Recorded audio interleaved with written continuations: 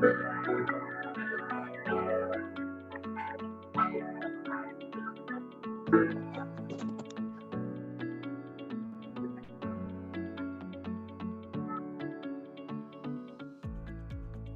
was conceived as a way to deliver our strong educational mission and our membership's desire for their continued learning.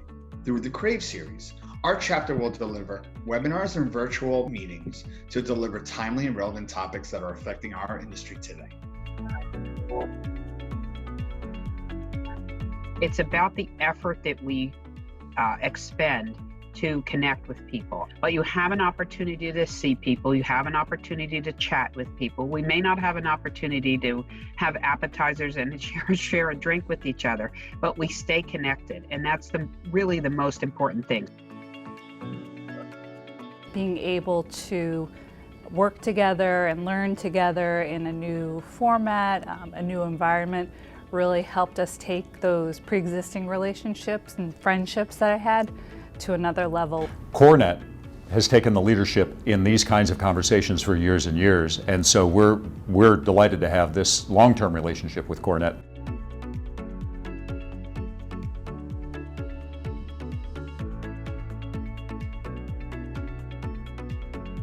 I found the CoreNet to be a great community of dedicated real estate professionals, and what it means to me is it gives me a wider network of people with whom to share ideas, to derive the best learnings, to test and experiment with things that I'm working on. This program is all about personal growth and becoming the leader that you want to be. CoreNet has always led the way when it comes to supporting the professional development of our members.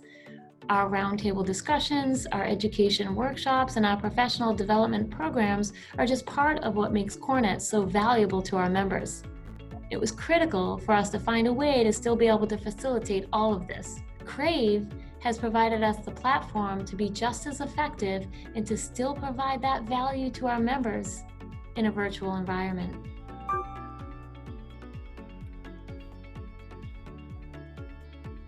CoreNet not only provides a platform for different groups to come together regardless where you come from in terms of organization, but really help each member to feel like they belong in this organization.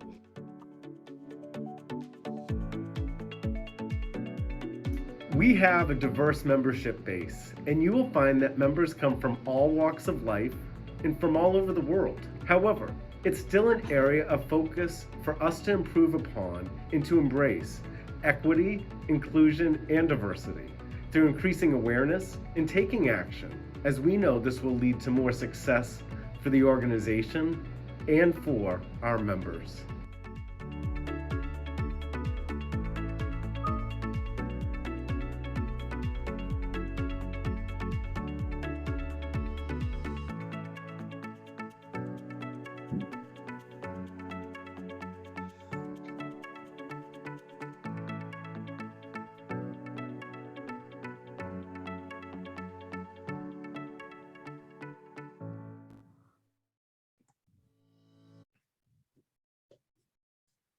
Good afternoon, everyone. My name is Jill Blanco, and I help manage CoreNet New England along with our Executive Director, Karen Hood.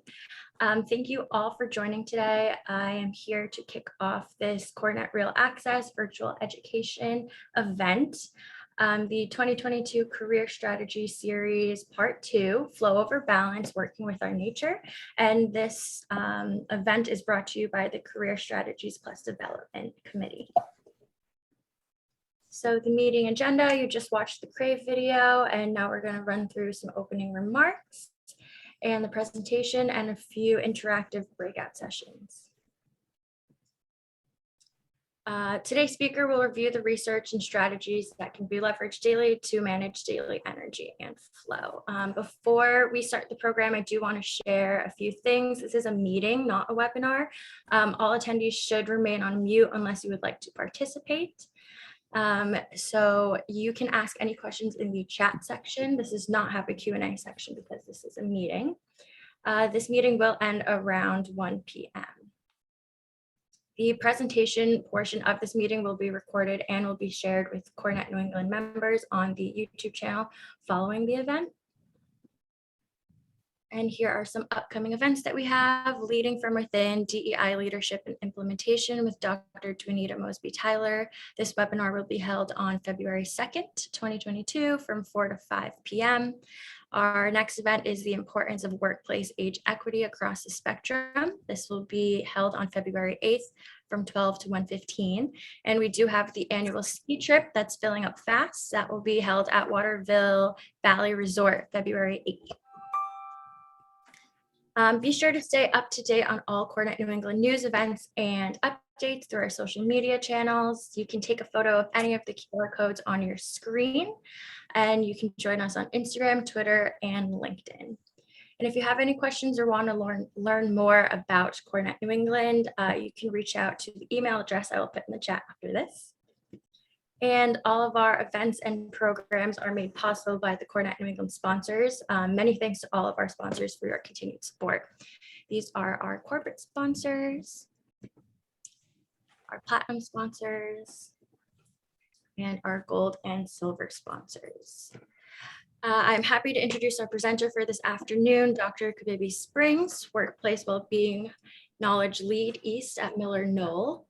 Dr. Kabibi Springs shares a workplace well-being research and knowledge on behalf of Miller Knoll and tends to the ergonomic and well-being needs of organizations by focusing on their most important asset, people.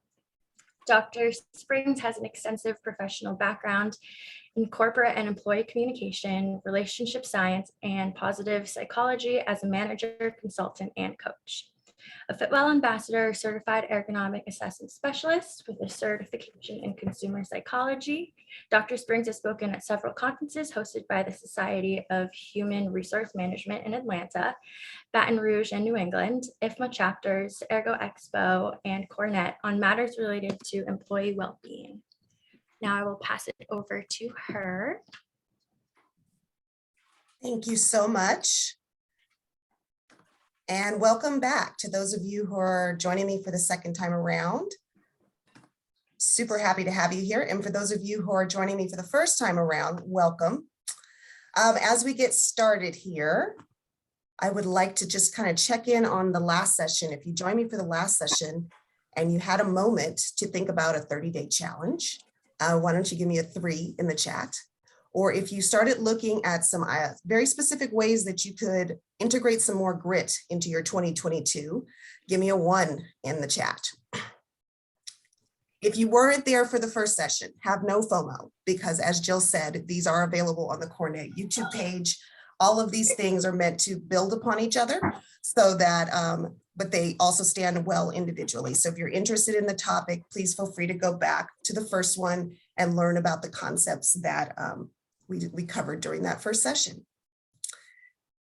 These sessions have been designed intentionally to be informative, but also very interactive. So we're going to spend some time in conversation where I'm going to share with you 2 theories and skill sets that you can start to adopt that will make you better personally and professionally. But you'll also spend some time with each other, thinking about what I've shared and how you can integrate that into your lifestyle. I'm a huge proponent of academia with action attached to it. So I like to make sure that we're able to apply what we're learning directly to how we can help ourselves out. So today we're going to talk a little bit about some grounding theory on the brain and well-being to get you primed for what you're capable of and what all humans are capable of. And then I'm going to go into an overview around the research in flow theory and how you use that to your benefit. We're going to go into our first breakout session thinking about flow and how we can get more of it in our lives. And then we're going to talk about rest and recovery and what the research says about what rest and recovery does, not just for our physical bodies, but also for our brains.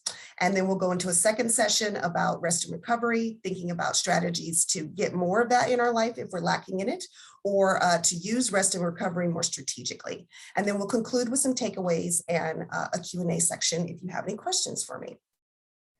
So let's start with a quick review of the brain and what we know about the brain. In the 90s, we got some great scientific evidence to prove that we can continue to grow our brains as we age. And prior to that, there was this notion that basically you couldn't teach an old dog new tricks and that what we had up to a certain point was what we were going to get. Since this discovery, there's been a substantial body of scientific evidence that shows that we have the ability to not only grow our brains, but that we can change them and rewire them. And that lifelong process is called neuroplasticity. And neuroplasticity is a tongue twister, but it is also a change in our nervous systems. And it's our brain's ability to continuously alter its structure and function throughout our lifetimes. So it should be very comforting to know that we can all continue to expand ourselves and to grow in all the ways that we feel are important to us. Now, how that connects to wellness and well-being. We know that well-being and our relationship to how well we take care of ourselves also has a relationship to our ability to change, adapt, and learn.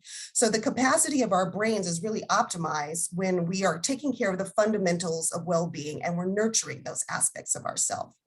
Well-being and wellness are different terms, but they play together very well.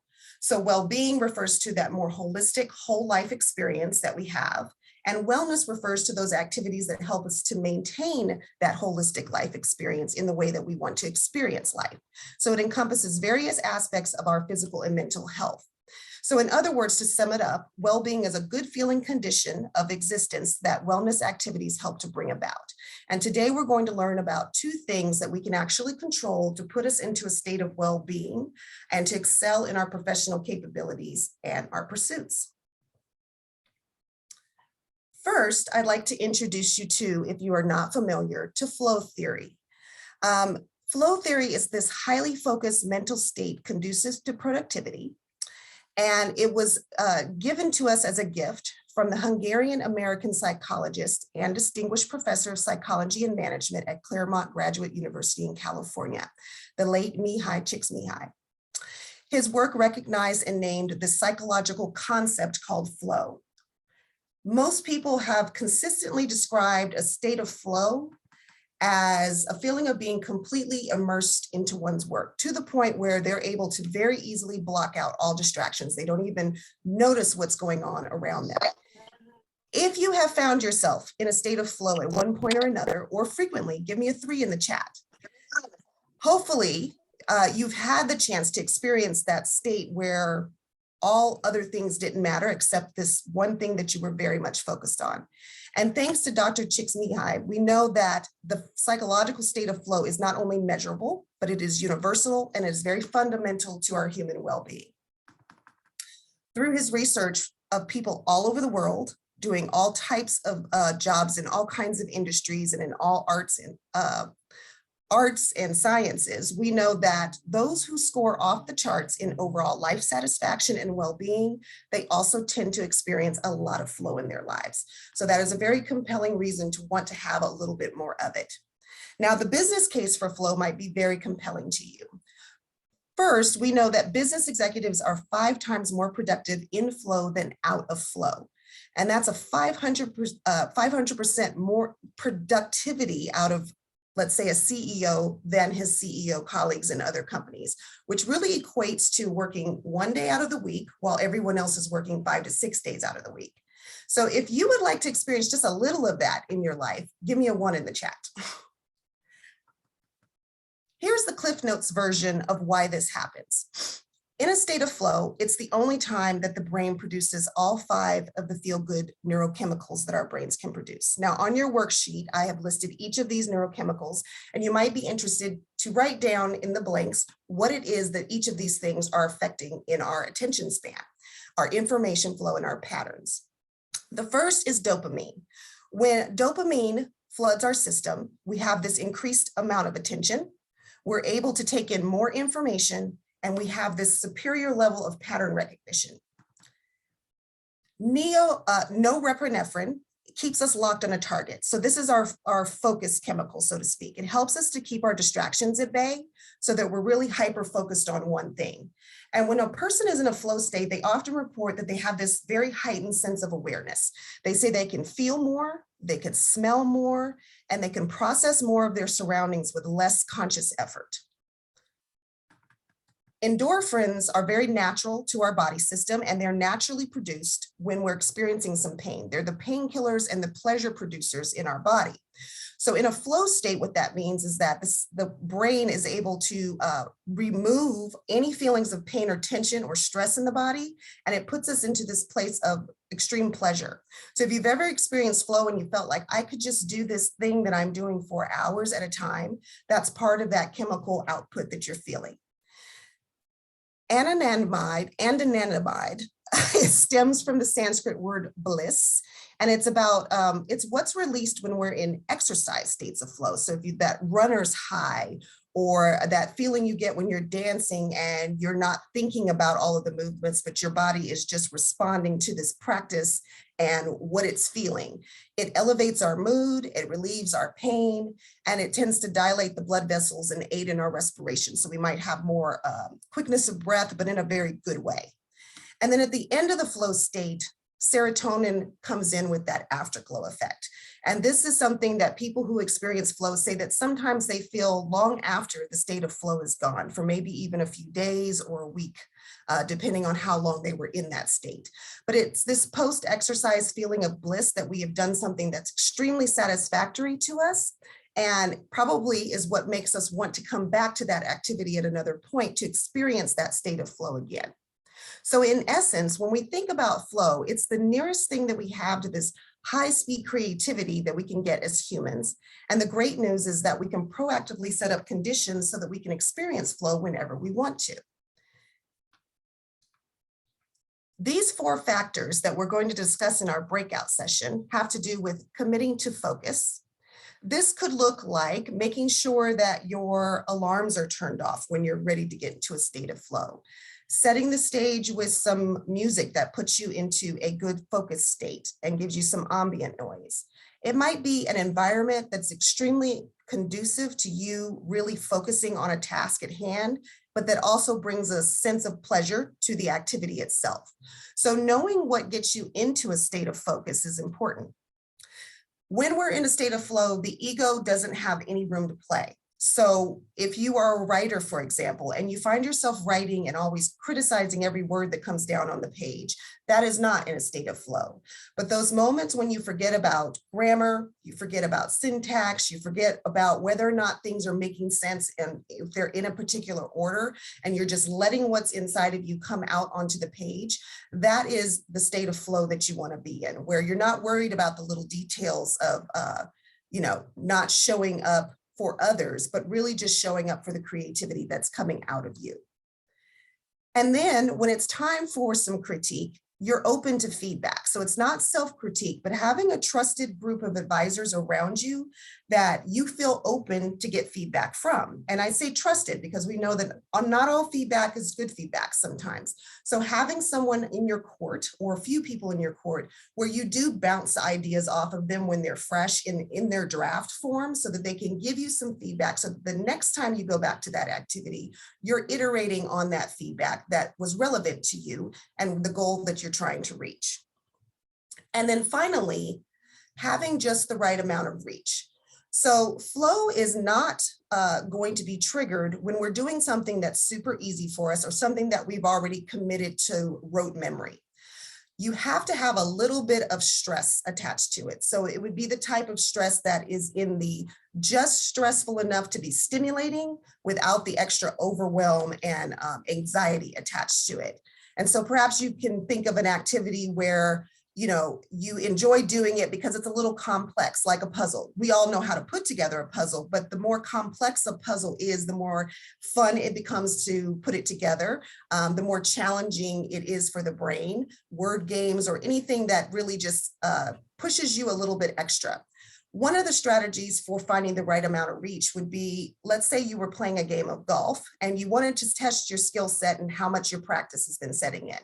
Would you pick someone who has the same level of skill as you, or would you pick someone who's maybe a little bit better than you, so that the entire game is going to be about trying to get to that person's level and knowing that it's a really good, healthy sense of challenge, not necessarily steep competition, but just knowing that if you can reach to that person's level, you know that your practice and the time and commitment that you've put into that particular activity is really starting to pay off. So we've got to give ourselves a little bit of effort, and flow shows up when the concentration of our efforts are focused on all of the talents that we've been working on.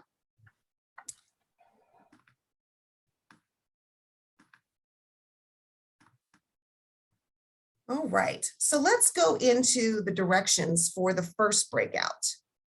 We're going to have you get together in groups of 3, and we'll give you a few minutes in the beginning just to introduce yourselves. So don't worry about wasting any time from the activity with that. We've kind of baked that in here. At the 2-minute mark, Jill's going to send a message out to the groups to begin the activity. And individually, I want you to think about those 4 factors that are on your sheet that would trigger you to get into a state of flow, and what that looks like for your personal life and your professional life. And try to find at least one factor